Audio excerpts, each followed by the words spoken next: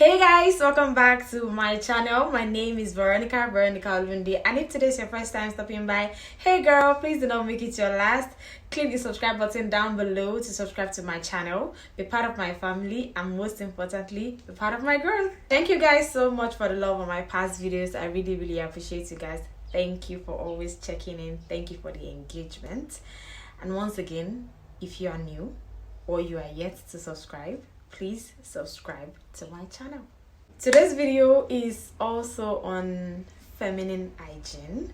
We are going to be talking about vagina health, things that I do personally to keep my pH balance in check, some of which are common knowledge, some are things that people ought to know that they don't know, which I find weird, but we're just going to be talking about them. So without further ado, let's get right into the video.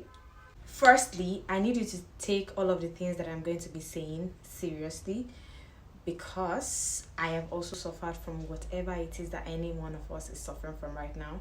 I have suffered from bacterial vaginosis, BV. I have suffered from it, so I am going to be listing a few things that I have done and that I keep doing that has helped my vagina to stay healthy and clean. So take whatever it is that I'm going to be telling you seriously and try to make good use of this information. The number one thing I need you to do is to take away that notion that the internet has put in your head that your vagina is supposed to smell like roses. It is supposed to smell divine. It is supposed to smell like something out of a magazine cover or something. Like, take away that notion, toss it away. No, your vagina is not supposed to smell like roses. Every one of us have our individual smell. We have like a particular smell. It is when that smell changes and turns into something else, something fishy, that it becomes a problem. Anything other than that, you're good. Like, every one of us have our smell. Be conversant with what you smell like, so you would know when there is a difference in your pH balance. Having said that, one of the things I do is to wash down there with just water. And by vagina, I mean the whole there. That's the only place you should wash with water, only water. And you should know that it is a self-cleaning organ. It is not like your ear that you have to put in something to clean it. That place cleans itself up by itself. There are good bacteria and then there are bad bacteria.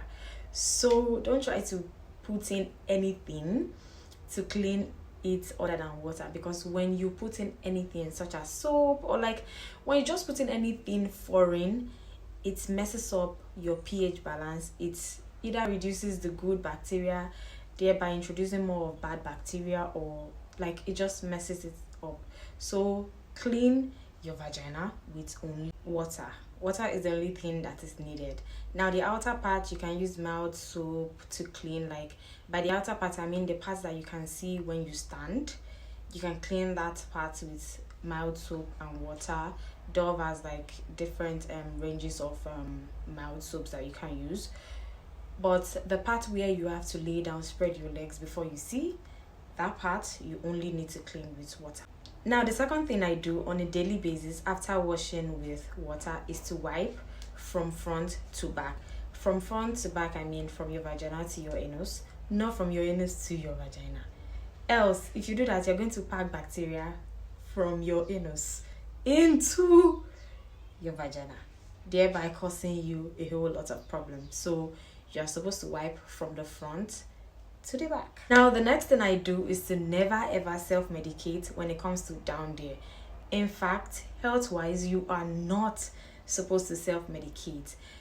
So when you notice that there is a problem with you, with your pH balance down there, please go to the doctor, and do not even shy away from telling or from explaining whatsoever your symptoms are. Trust me, your doctor or your nurse has heard and seen worse.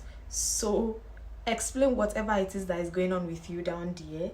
Be explicit. Do not leave anything out. And this is because a whole lot of us have made it normal that whenever there is something wrong with us, health wise or otherwise, the first thing to do is to run to the internet. We Google or we check YouTube for whatever the symptoms are, whatsoever remedy or medication it is that we're supposed to do. Like, the internet or YouTube shouldn't be the first place to go to when there is a problem with you health wise. Seek professional help. Like, you shouldn't be joking with your health. Like, don't, especially when it comes to your vagina. Don't go and use things that somebody who is not a professional has recommended for you. You're just going to be damaging a whole lot of things. So you don't go about smelling like fish up and down. Go to your doctor, explain whatsoever it is that is wrong with you, and get treated. That being said, please only insert whatsoever the doctor has prescribed that you should insert in your vagina. Insert only that. Don't insert what you see or what you heard off of the internet down there. It might not be the solution to your problem. Please insert what the doctor said you should insert. And again, don't go about using antibiotics when you shouldn't. Don't go about using boric acid when you shouldn't. Don't. If you're not dealing with anything, don't go about using any medication that you're not even supposed to be using. Because if you have used it, at the long run, if that is supposed to even be the solution to your problem, because you've abused it or because you've used it when you're not supposed to use it, and then when you're not supposed to use it, it may not just work for you because your body must have developed like a resistance to it. So please don't go about using medications that you're not even supposed to use because someone said so. The next thing I do is to shave down there regularly. I either do this before or after my period, so I would recommend you do that. If you're not someone into shaving, try waxing. Wax down there is really good for you. This is because hair holds up a whole lot of bacteria and odor, regardless of whatever anyone is telling you. Hair holds up odor, it holds up bacteria. So try to shave regularly so as to keep the place looking fresh and smelling fresh. Hair also holds up moisture, so try as much as possible to keep that place relatively dry. So whenever you come from the gym or whenever you've done any activity that has made you sweat, try as much as possible to clean up and to change your underwear. Do not repeat the same underwear that you used to the gym or that you used to do like tedious activities. So keep that place relatively dry and shave whenever you can. The next thing to do is to pee immediately after sex. Like, after doing the deed, pee immediately. It will save you from UTI. Pee once you're done doing the deed, and then clean with water, then wipe or pat dry, so you save yourself from urinary tract infection and from any other form of bacterial infection that must have come to play in the process of doing the deed. So pee immediately after, clean up, and it will save you from a whole lot. Next is for people that use dildo or anything for their personal pleasure. Please clean whatsoever it is that you're using to satisfy yourself. Personally, clean them before using and after using, and please do not share with any other person.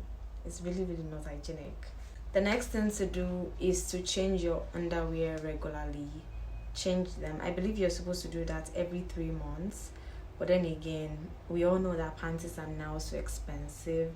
But please try to change them regularly, and whenever you wash, make sure you sun dry, and if you do not sun dry, make sure you iron them. And I personally use like thongs, which is really not recommended.